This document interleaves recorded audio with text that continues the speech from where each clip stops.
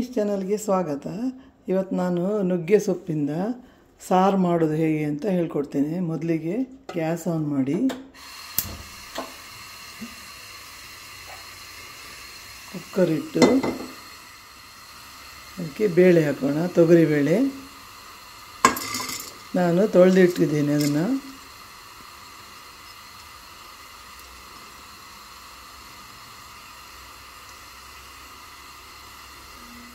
ಅದಕ್ಕೆ ಆಮೇಲೆ ಸೊಪ್ಪು ಹಾಕೋಣ. ನುಗ್ಗೆ ಸೊಪ್ಪು,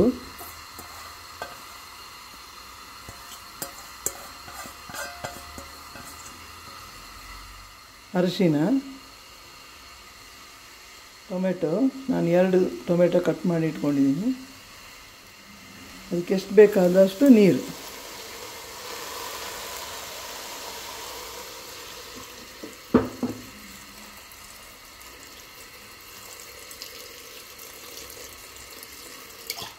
ಆಮೇಲೆ ಸ್ವಲ್ಪ ಎಣ್ಣೆ, 1 ಚಮಚ ಆಗುವಷ್ಟು ಮೆಂತೆಕಾಳು. ಇಷ್ಟನ್ನು ಹಾಕಿ ನಾವು ಇದನ್ನು 3 ವಿಸಿಲ್ ಕೂಗಿಸಬೇಕು.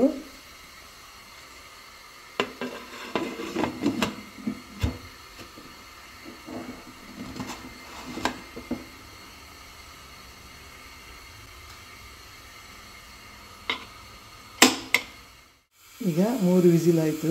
ಗ್ಯಾಸ್ ಆಫ್ ಮಾಡಿ ಇದನ್ನು ತಣಿಯಲ್ಲಿ ಬಿಡಬೇಕು. ತಣ್ಣದ ಮೇಲೆ ಇದನ್ನು ರುಬ್ಬಬೇಕು ನಾವು. ಈಗ ಇದು ತಣ್ಣಗಾಗಿದೆ. ಇದನ್ನು ಮಿಕ್ಸಿ ಜಾರಿಗೆ ಹಾಕಿ ರುಬ್ಕೊಂಡು ಬರ್ತೀನಿ ನಾನು. ಈಗ ಗ್ಯಾಸ್ ಆನ್ ಮಾಡಿ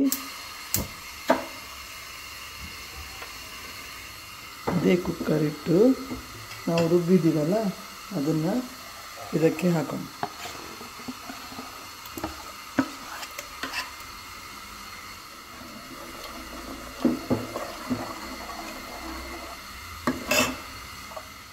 ರುಚಿಗೆ ಎಷ್ಟು ಬೇಕೋ ಅಷ್ಟು ಉಪ್ಪು,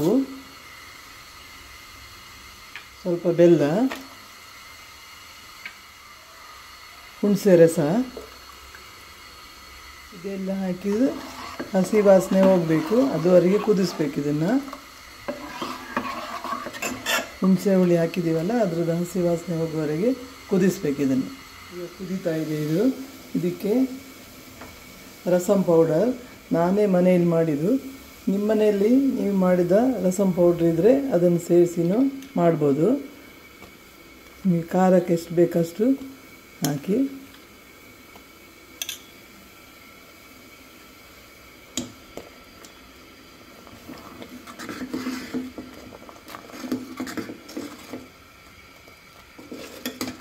ನೀವು ಟ್ರೈ ಮಾಡಿ. ಇದು ನೋಡಿ, ಅನ್ನಕ್ಕೆ ಎಲ್ಲ ತುಂಬ ಚೆನ್ನಾಗಿರುತ್ತೆ. ಇದಕ್ಕೆ ಬೆಳ್ಳುಳ್ಳಿ ಒಗ್ಗರಣೆಯನ್ನು ಕೊಡ್ಬೋದು. ನಾನು ಹಾಕ್ತಾಯಿಲ್ಲ ಬೆಳ್ಳುಳ್ಳಿ. ನೀವು ಇದಕ್ಕೆ ಬೆಳ್ಳುಳ್ಳಿ ಒಗ್ಗರಣೆ ಕೊಟ್ಟರೆ ಇನ್ನೂ ಚೆನ್ನಾಗಿರುತ್ತೆ.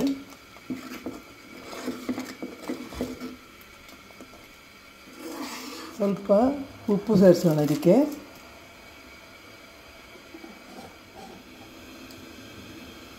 ಈಗ ಕೊತ್ತಂಬರಿ ಸೊಪ್ಪು ಹಾಕೋಣ. ಇದನ್ನು ಈಗ ಇಲ್ಲಿ ಸೈಡಲ್ಲಿ ಇದಕ್ಕೆ ಒಗ್ಗರಣೆ ಹಾಕೋಣ. ಈಗ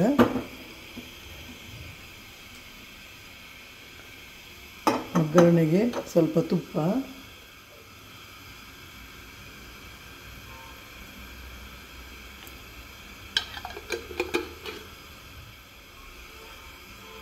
ಸಾಸಿವೆ, ಬ್ಯಾಡಗೆ ಮೆಣಸು,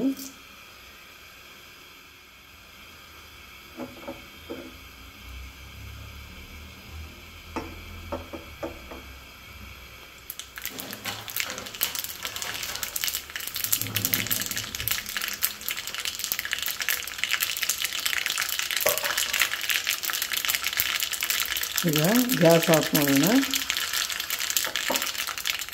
ಈ ಒಗ್ಗರಣೆಯನ್ನು ಹಾಕೋಣ ಇದಕ್ಕೆ.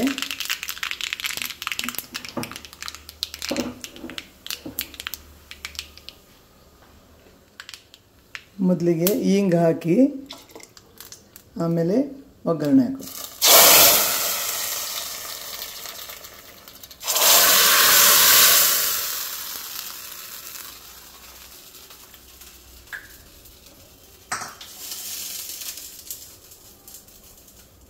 ಈಗ ನುಗ್ಗೆ ಸೊಪ್ಪಿನ ಸಾರು ರೆಡಿಯಾಗಿದೆ. ನುಗ್ಗೆ ಸೊಪ್ಪಿನ ಸಾರು ರೆಡಿಯಾಗಿದೆ. ಲೈಕ್ ಮಾಡಿ, ಶೇರ್ ಮಾಡಿ, ಸಬ್ಸ್ಕ್ರೈಬ್ ಮಾಡಿ. ಇನ್ನೂ ಒಳ್ಳೆ ಒಳ್ಳೆ ಫುಡ್ ಜೊತೆ ಬರ್ತೀನಿ ನಾನು. ನಮಸ್ಕಾರ.